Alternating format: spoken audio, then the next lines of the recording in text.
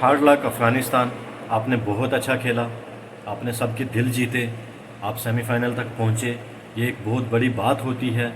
अब on the day जीतती तो एक ही टीम है, दोनों टीम नहीं जीत सकती हैं। तो लेकिन आपने बहुत अच्छा खेला। 15-20 टीम में से सिर्फ 4 जो चुन के बाहर आई, 4 जो चुन के सेमीज़ तक पहुंची, आप उसमें से आए। आपने बहुत अच्छा खेला। हार्ड लक, नेक्स्ट टाइम इंशाल्लाह आप बहुत अच्छा करोगे, हमें इस चीज़ की पूरी उम्मीद है। और आइए मैं आपको सुनाता हूँ एडन माकरम की ये प्रेस कॉन्फ्रेंस। उन्होंने अपनी प्रेस कॉन्फ्रेंस में क्या कहा। उनको एक जर्नलिस्ट ने कुछ एक ऐसी बात बोली कि आपकी ये चीज़ आज तक ऐसे हुई है जो कोई बीट नहीं कर पाया। लेकिन लिटरली एडन माकरम ने कहा मुझे नहीं पता था इस बात के बारे में जो आप मुझे, मेरा ही स्टैट मुझे बता रहे, मुझे इस चीज़ के बारे में नहीं पता। चलिए सुनाता हूँ मैं आपको एडन माकरम की यही एक कहानी, उनकी प्रेस कॉन्फ्रेंस, उन्हीं की ज़ुबानी। चलिए सुनते हैं। This team's been together for a long time now as a white ball group, both formats, and it's nice for us to get to a final. We feel and we believe that we can compete with the best in the world and we can win trophies, and it's nice for us to now have that opportunity and make it into a final.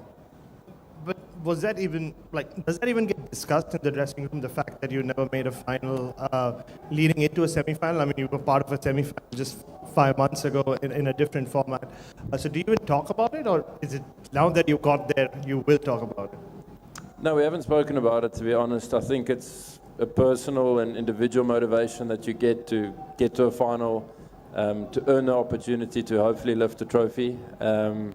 But we all understand this game and how it works, and things can go for you, things can go against you, and you take that in your stride. So you reflect back to 5 months ago. We couldn't get over the line in that semi-final, and you look at tonight, a few things went our way. We managed to win the game, and we found ourselves in a final. So it's a really good feeling, it's a pleasing feeling, but more importantly, the group of guys there in the change room, I'm extremely happy for all of them. I know it was a long time ago. You spoke about reflection. You have been a captain in a World Cup final, 10 years ago, when you were a boy, I guess. So do you reflect back on that at all? Like, you've been there, actually? If I'm very honest with you, no. It's a really long time ago and my memory is not great, but you get a little bit of confidence and a little bit of belief knowing you have done it on a certain level before. I don't think it's the exact same here at men's cricket, but there are similar pressures that you have to deal with being in a final, and we would have experienced that in 2014. So the bit of confidence, the bit of belief that we can take from that, we'll try use to the best that we can. And just the way you did it today as well. Last one. Obviously you got an opportunity to bowl first on that pitch. What did you make of the pitch, and just the fact that you were able to be that ruthless that you could just blow them away for 56? Yeah, the bowlers, not just today, but the whole competition, they've been really good. Probably saving the batters on certain occasions, but conditions, I would say, have been in their favour. But even if you say that, they still have to get it done, right? And that's exactly what they've been doing for us game in and game out. So you have to give a lot of appreciation towards them. They've been really good for us. Tonight was an exceptional performance by the whole bowling unit, and the pitch was obviously quite challenging, as we saw, and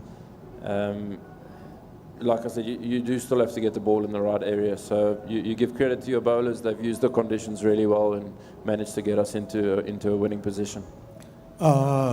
Do you know you have never lost a World Cup match as a captain? Under 19, ODI, T20? Never lost a World Cup match as a captain. I have no idea about stuff like that, no.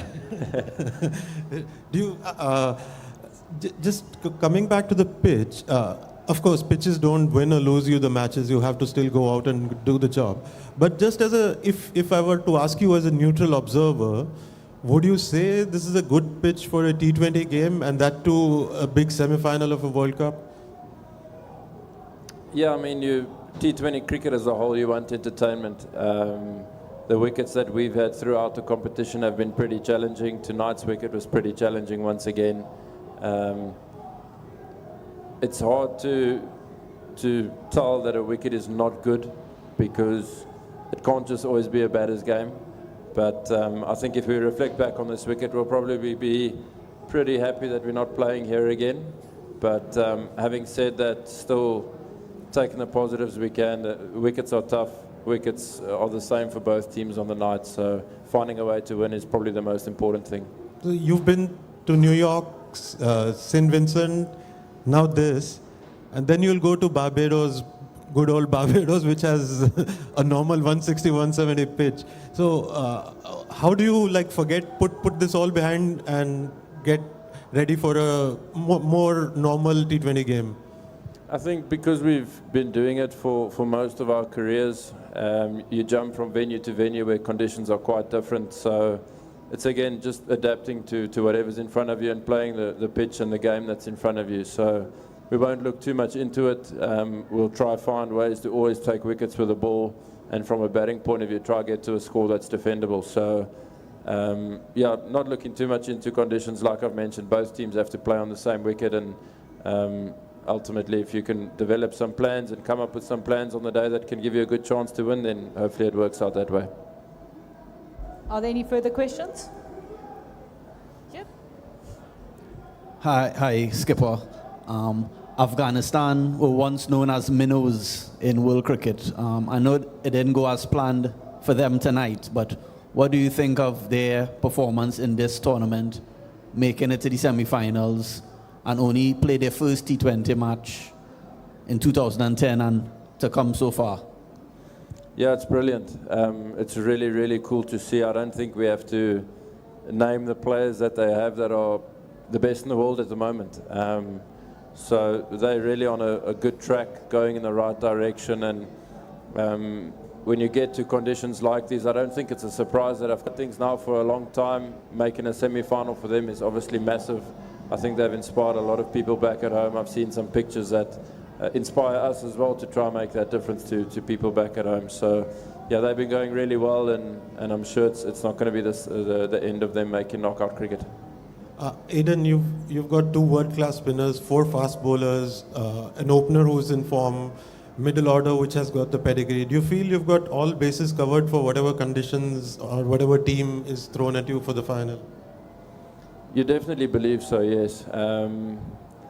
Like I mentioned, cricket's a funny game where things go right for you, things don't go right for you, and you take it in your stride. But we're happy with the squad that we have here. It's not just the 11 playing, it's a massive squad effort.